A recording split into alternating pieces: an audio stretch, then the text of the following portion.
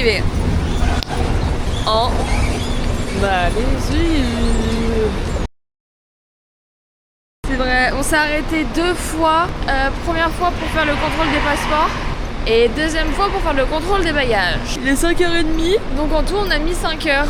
Ouais, 5 heures pour aller en Malaisie en bus. Alors, toilette malaisienne, j'arrive, je comprends rien. Alors là... C'est quoi le gel pour s'essuyer? C'est quoi la chaise d'eau? C'est ça le gel pour s'essuyer? Jamais de la vie, je pense ça. Hein. Est-ce que vous voulez voir 80% de notre voyage, à quoi ça ressemble?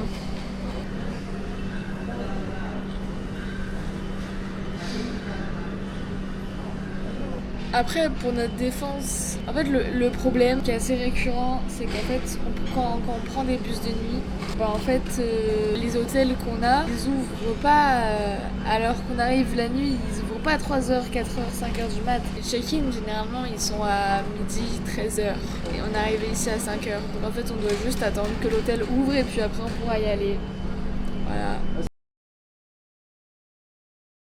Bon, alors on est au marché de Kuala Lumpur, on est à Central Market.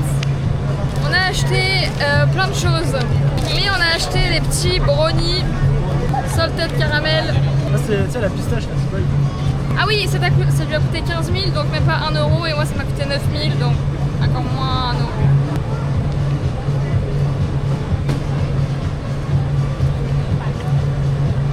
Oh, c'est bon. Boisson chimique. C'est de la menthe avec du citron, c'est bleu. J'ai fait des petites emplettes. Moi je me suis dit, chaque pays où je vais, je prends un petit bracelet de merde. Et j'ai acheté 3 colliers. En tout, 3 colliers plus le bracelet, 45. C'est 2 euros. En fait, on a grave mal calculé. Moi, je suis encore restée sur mes roupies indonésiennes. Mais en fait, 10 RM, c'est 2 euros. Donc en fait, je pensais avoir fait une affaire de dingue avec mes 3 colliers de merde et mon bracelet. En tout, ça m'a coûté 10 balles. Je me suis bien fait couiller en fait. Mais c'est pas grave, la transition, elle va se faire.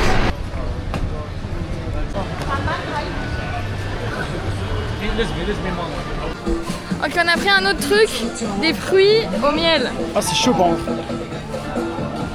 Waouh, c'est pas sexy du tout. Oh merde. C'est joli, regarde. Waouh. Très beau, t'as des mours, t'as des bracelets, t'as des gens. Here's my friend, allez on y va. Je vous fais un petit...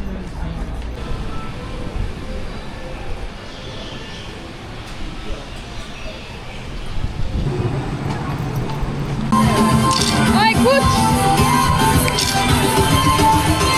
les bâtons.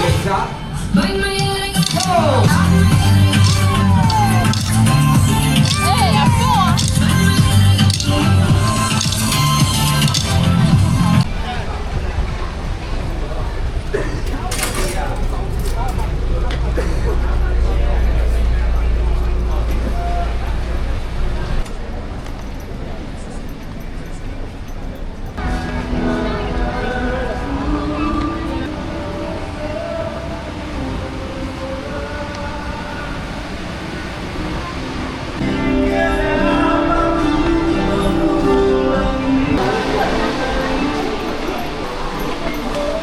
Quatrième étage.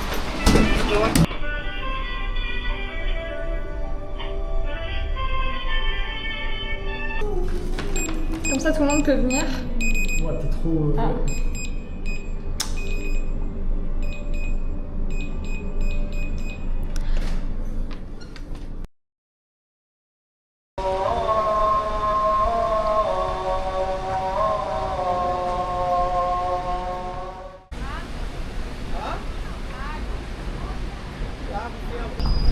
Donc il faut savoir que la Malaisie, c'est un pays aussi très musulman. Moi, de ce qu'on m'a dit, la Malaisie, politiquement, c'est très musulman et plus strict apparemment en Indonésie. Mais franchement, de ce qu'on peut voir, déjà, la prière, on l'entend pas.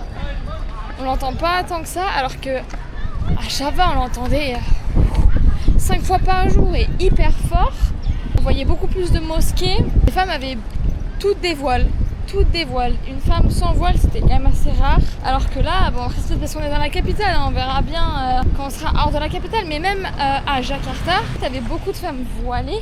Là, c'est rare d'en voir une, tu vois. Donc voilà. C'est censé être la place nationale.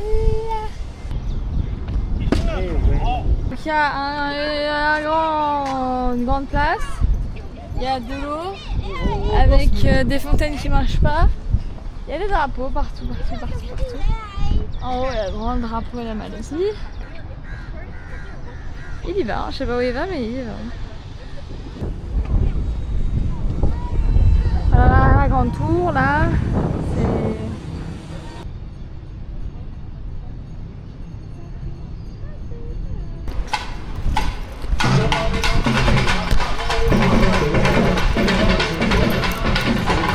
Pas dans le rythme. Donc nous sommes arrivés au Batu Caves. Oh wow. T'as vu? Oh, des escaliers. Oh mon dieu. Tant qu'il y a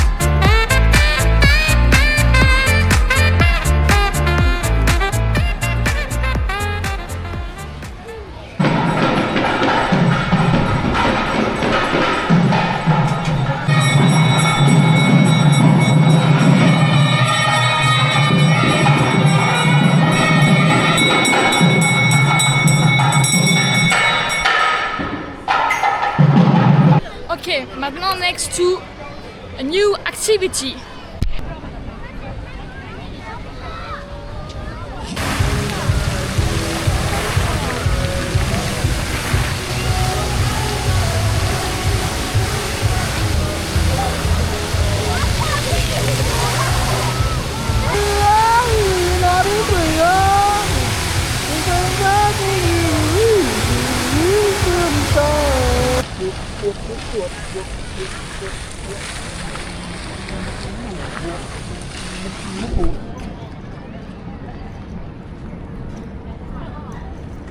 C'est comme je disais à Darian, en fait cette ville elle est grave sous-cotée parce que franchement je la préfère presque à Singapour. Genre on n'en parle pas assez de cette ville hein, et pourtant elle est vraiment belle la nuit. Genre au moins t'as des jeux dans l'eau tu vois, alors qu'à Singapour c'est tiens, voilà, ça coûte cher et voilà. Voilà. Ah il y a l'heure. Ah il y a l'heure. Voilà quoi, c'est Kuala Lumpur. Non mais Singapour en vrai c'est surcoté en fait, surcoté. C'était cool mais surcoté. Vraiment trop.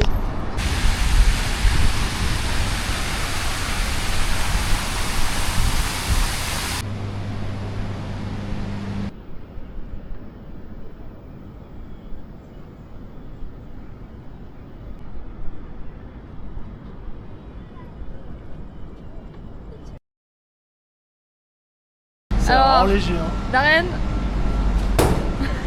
tu vas te déglinguer les trucs. Oh, t'es vraiment une merde. Vas-y. Wesh.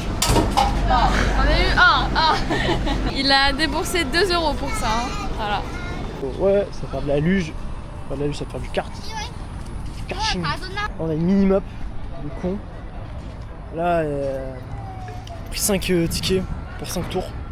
On va tous les tester, on va prendre notre préféré après. On va tout en haut, imagine. Et après on va descendre. Du coup c'est de la luge. Donc du coup c'est pas cher, c'est genre dans les 15 balles, 20 balles. Frère, tous les casques sont soit mouillés, soit trop grands ou trop petits, frère. Et le zoom il est horrible. Comment ça va toi? Il est lâche toi. Ah ça va. On est trop petits. Non, mais c'est horrible gros. Regarde les tailles. Ah oui, bien vu. T'as ton tel? Let's go. Number 2 and 3. Ok. And lean back. Thank you. Quand même, t'as toujours cette petite peur de te dire on est quand même en Malaisie. Ça rien n'est sûr, tu vois. C'est un peu raciste quand même. J'avoue. Mais tu vois, il tremble, c'est pas normal ça. Si c'est normal. Je suis pas sûr. Hein. Allez, go. Mais il y a 4 levels différents, on a pris 5 tickets donc on pourra même refaire notre préféré. Arrête de balancer tes pieds là comme ça. En vrai, ça va, il y a ça. Je sais pas si c'est pour nous ou pas, mais dans tous les cas, ça va faire mal. Hein, si on tombe là.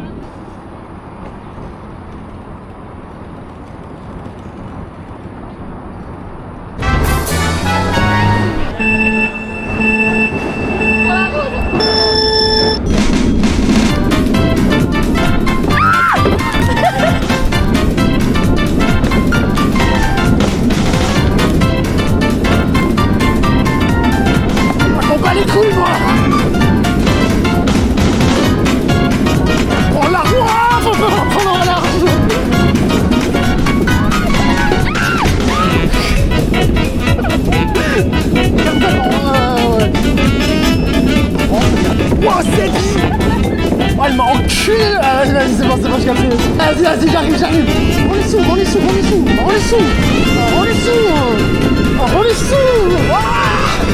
bon, t'as vu.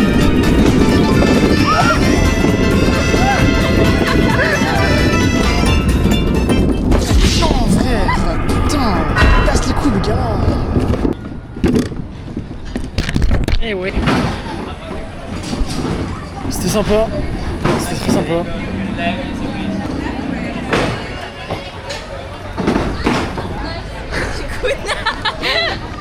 Gros, le guidon, frère. On les sous, frère, on les sous.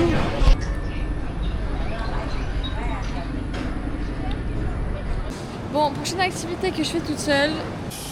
Pas.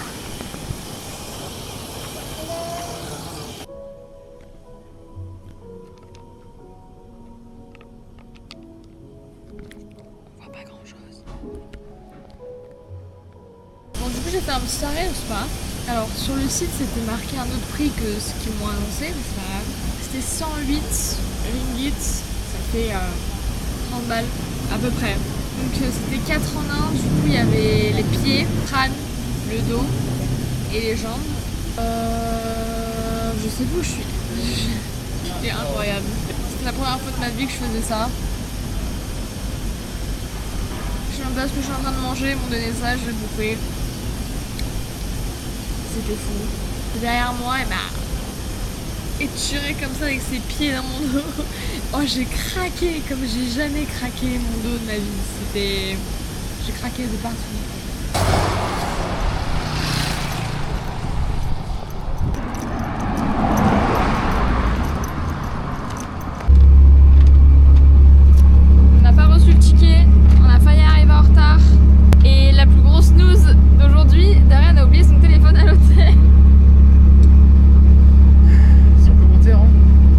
Du coup,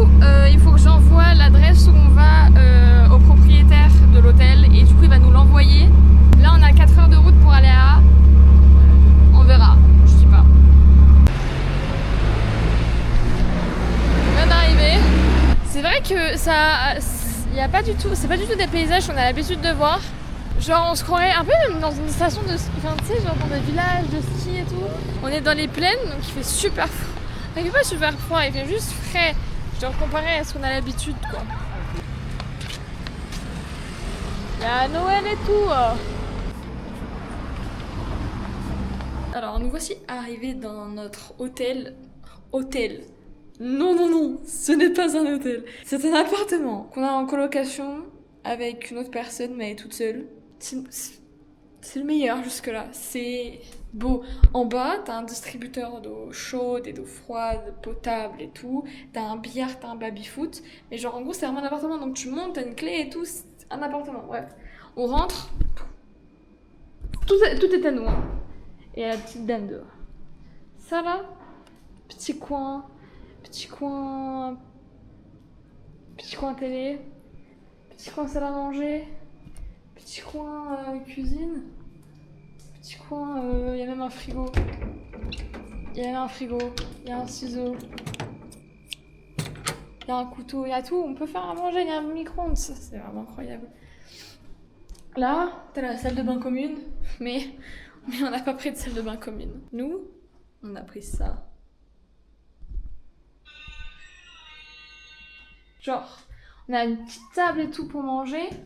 Là, c'est notre salle de bain privée. Il y a de l'espace, c'est beau, c'est propre, c'est... Il y a un truc, plein de trucs là. S'il vous plaît. Vue sur la jungle.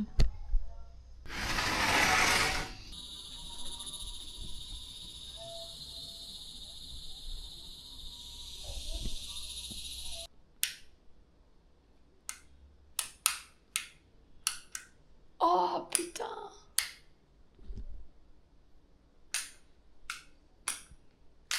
La news du téléphone à Darren, c'est que le mec de l'hôtel a bien accepté gentiment de nous l'envoyer. Sauf que ça va coûter cher, 30 balles la livraison.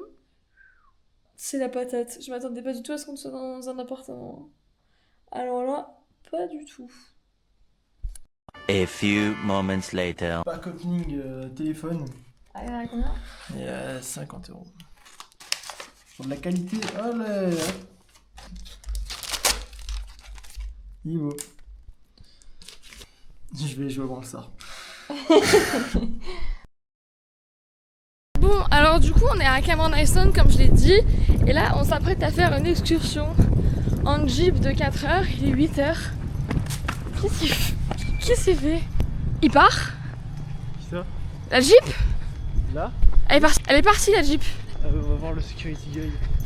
Alors, il y a vraiment une jeep qui est partie, mais il y en a une autre qui arrive. Voilà. Donc, ça me sauvait. Oh putain. À courir au bon matin comme ça. Oh.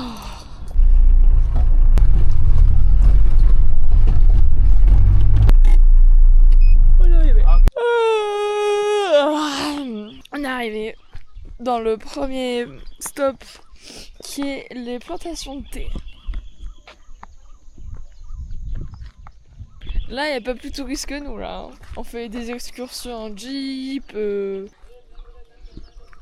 que ça sent bon? Ça sent rien du tout. C'est beau. Ils récoltent le thé.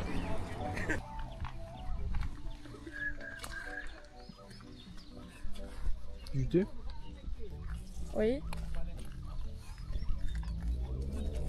Je vais faire chez moi. Le père et la mère, le fils, et c'est qui la meuf en bas à l'envers? Putain, c'est le père. Oui, c'est le père. J'ai imaginé tous les scénarios possibles celui-là. Il y a des fleurs, elles sont gigantesques, elles sont trop belles. Genre... Elles sont grandes. Marina, faut tailler.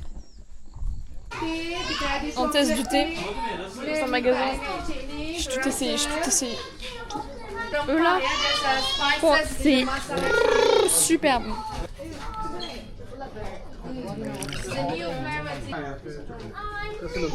It's very good. Et bah je me suis régalée. Hein.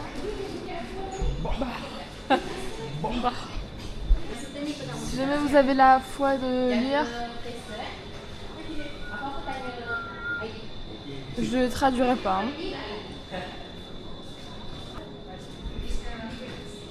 C'est sûrement la tea roll.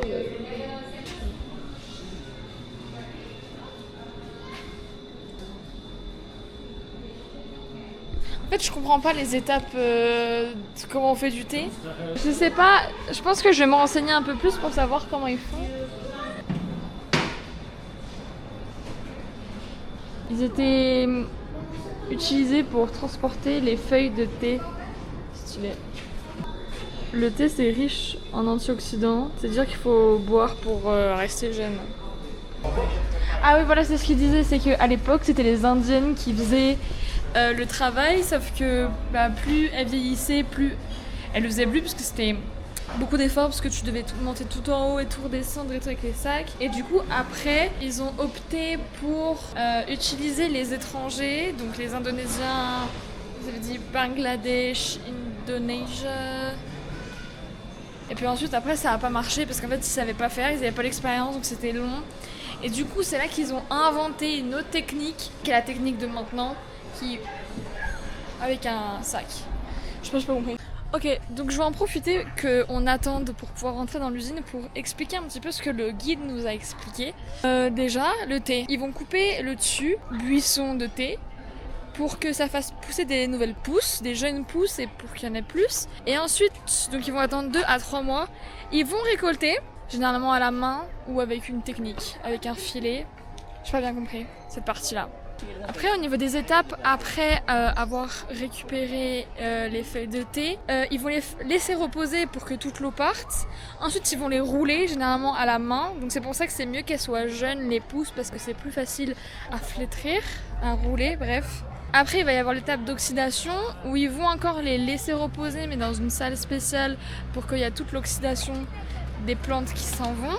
Ensuite, c'est l'étape d'oxydation où là, ils vont encore les laisser reposer, mais avec une technique plus spéciale où du coup là, elles vont devenir brunes, elles vont développer leur goût. Ils vont les sécher pour stopper l'oxydation. Et ensuite, tu tries et t'emballes. Et puis voilà, ça fait du thé quoi. Donc le thé le plus commun ici à Cameron Island, c'est le thé noir.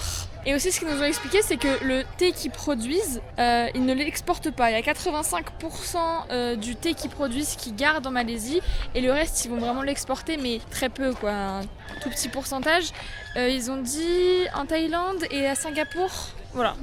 Aussi, pourquoi est-ce que du coup le thé on va plus le trouver en altitude? Parce qu'en fait, surtout ici à Cameron Island, le climat est super bon parce que en altitude, la température est à la fois t'es exposé au soleil la journée, mais le soir c'est un peu plus humide et plus froid. Du coup, c'est la parfaite température, surtout pour les jeunes pousses. Et c'est important aussi du coup de couper pour que les jeunes pousses soient exposées au soleil parce que c'est grâce à cette exposition au soleil que la théine elle est sécrétée. Du coup.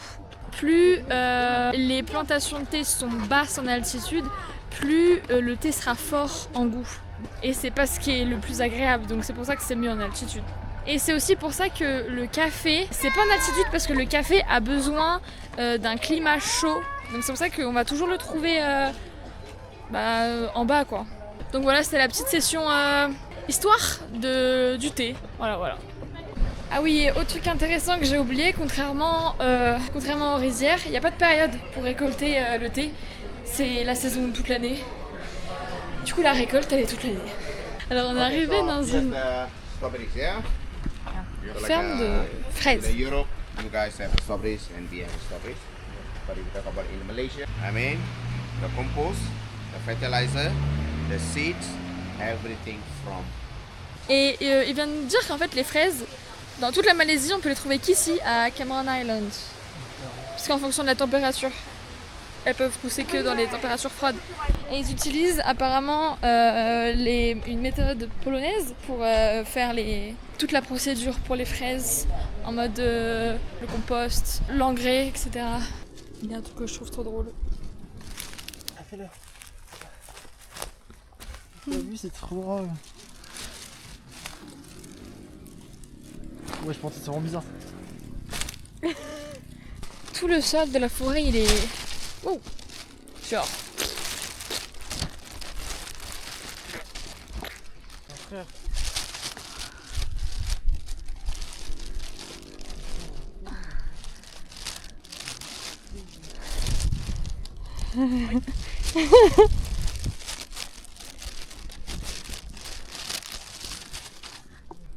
Ça là, ça me dégoûte. Est-ce que si on perd, si je mets un bâton dedans, c'est bon pour. Oh, c'est satisfaisant. Non mais. Bref, en gros, ça c'est a pesticide plant. Je sais pas ce que ça veut dire. En gros, ça pousse au-dessus des arbres, ça n'a rien à voir avec les champignons. Apparemment, ce qui le tue, ce serait l'urine des fourmis. Quand ça pleut, quand il pleut, ça se dissout et tout. Et en fait, c'est dangereux, faut pas faire de randonnée pendant qu'il pleut ou après, parce qu'en fait, ça peut être énorme et ça tombe et ça casse les branches et tout, donc ça peut tomber dessus. Et tu me meurs. Alors, je sais pas si on voit là, mais ça là, bah ça, c'en a un gros. Et on se rend pas compte à la caméra, mais c'est gigantesque. Ça, c'est. Ah oui, hein. Ça doit faire 1 mètre. 1 mètre. 1 mètre 20.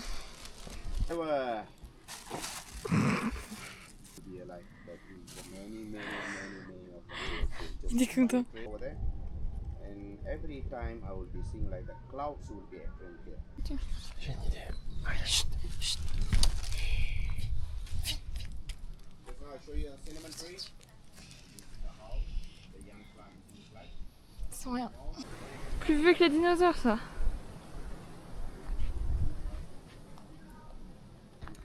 Ça, c'est grave drôle, je sais pas ce que c'est. Qu'est-ce qu'il fait pour qu'il tape la pause, lui? Descends. Il y en a plein là, des trucs carnivores. Il y en a plein. Là, il y en a un qui a l'air bien vivant.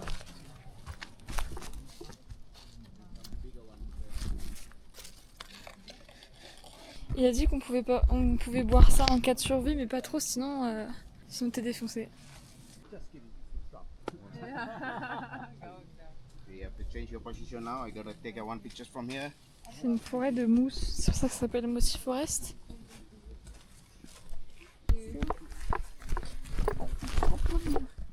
C'est drôle le contraste, là, et quand tu passes la limite, c'est plus la même forêt.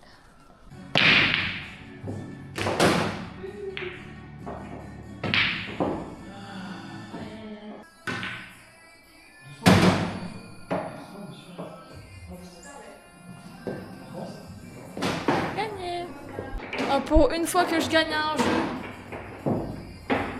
C'était mal parti au début. Hein.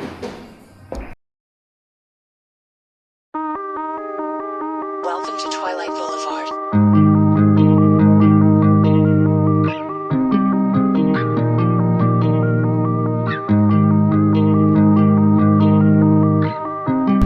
Direction Georgetown. Le téléphone est mort.